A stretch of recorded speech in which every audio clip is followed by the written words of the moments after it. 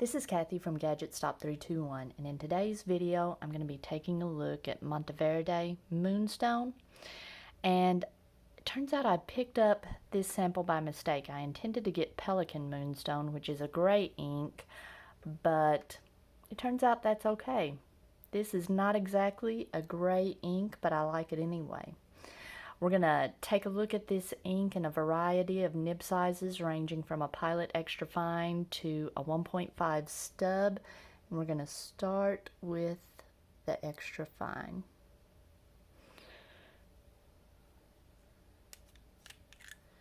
And I better put my glasses on.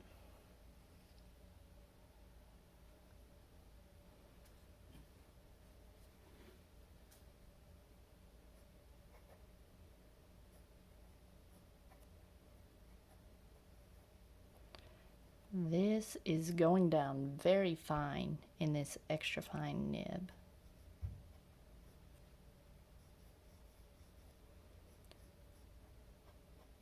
It's not scratchy, but I wouldn't call it smooth either, so I'm just going to put not scratchy.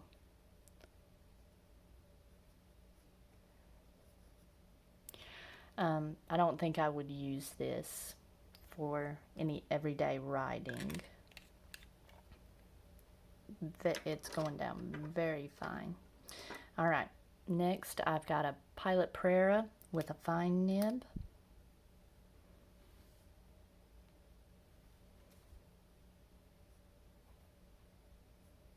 This is much better.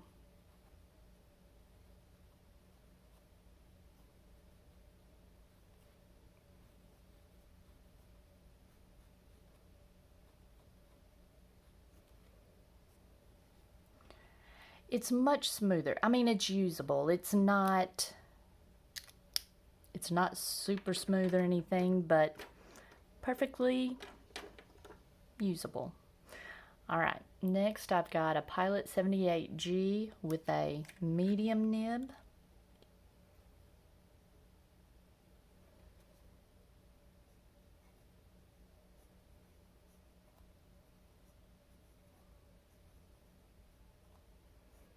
This is very smooth. I think we're hitting the sweet spot for this ink. Oh, skipped a little bit there. Okay. This is smooth. Now, this ink is going down. See how pale it gets? Well, I shouldn't say it feels like. It looks like Diamine Earl Grey. This is an ink that looks watery in some circumstances, like the way it's going down. I don't know. It reminds me of a lot of Diamine Earl Grey, but there are some differences. I'm talking about in the way it behaves, not the color. Alright, I've got a Pilot Prera with a cursive medium nib.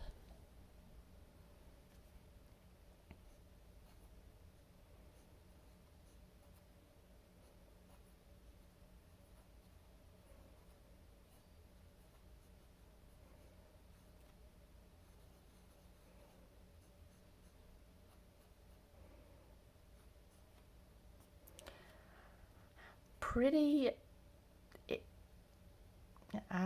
it looks dry, but it was pretty smooth.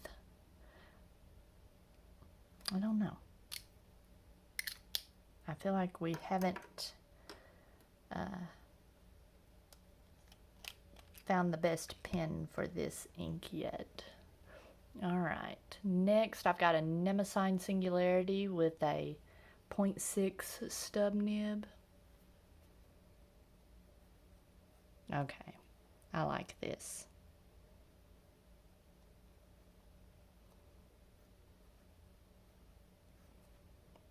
This is very smooth.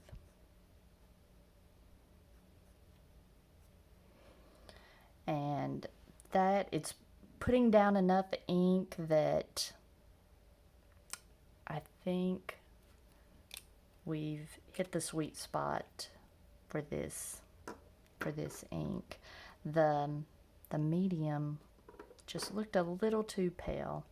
And finally, I've got a Jinhao X750 with a 1.5 stub.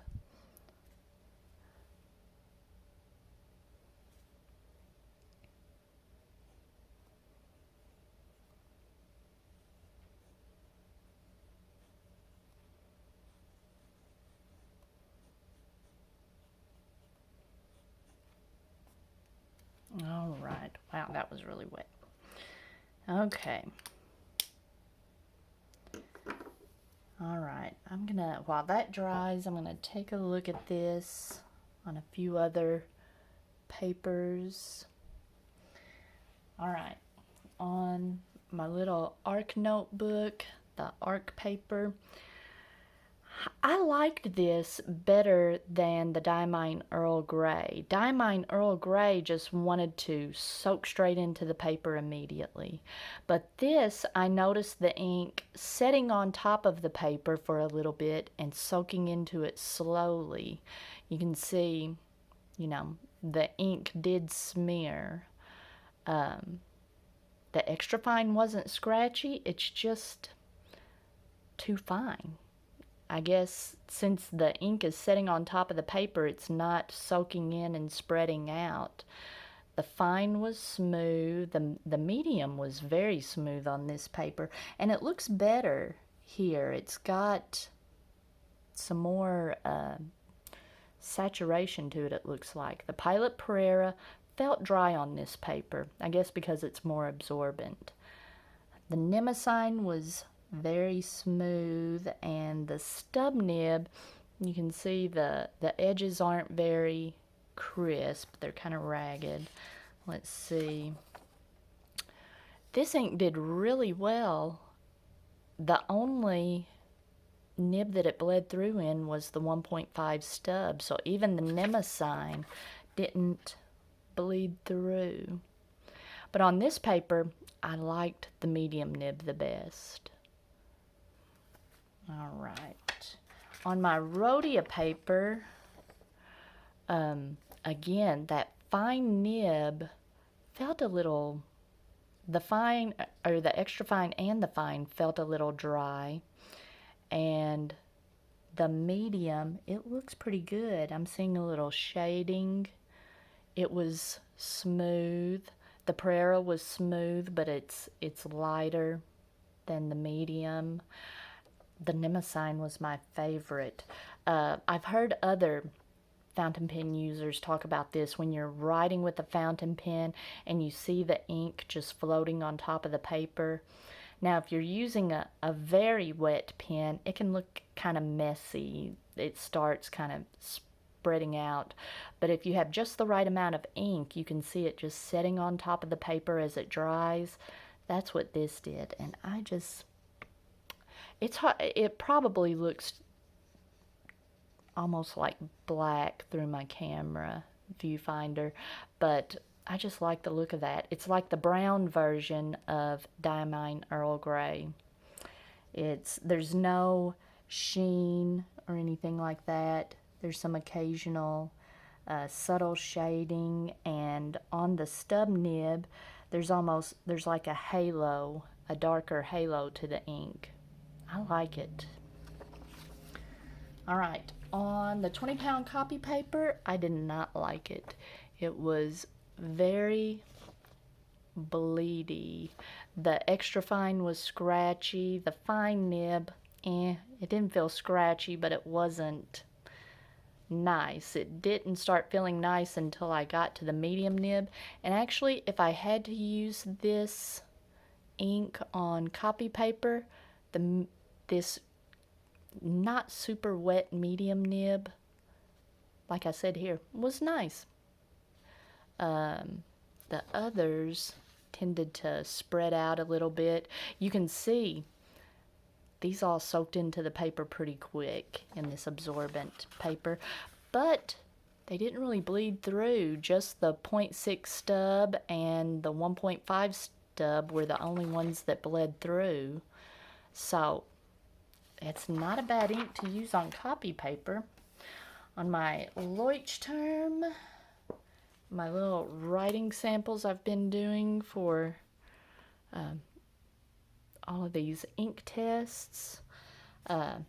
No sheen, but just a little bit of a halo to the letters. I don't know if you'll be able to see that.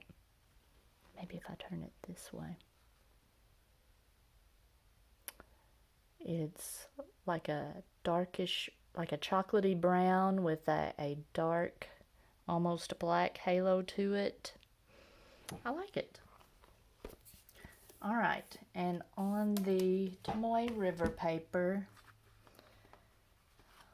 let's see, no sheen. The stub just looks like a nice chocolatey brown. The Nemesign, I'm seeing some subtle shading.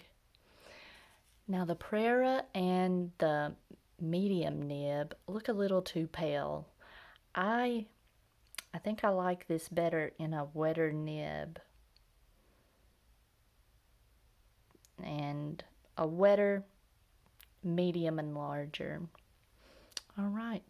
And between the two, between Diamine Earl Grey and this Moonstone, even though they're different colors, they behave similarly.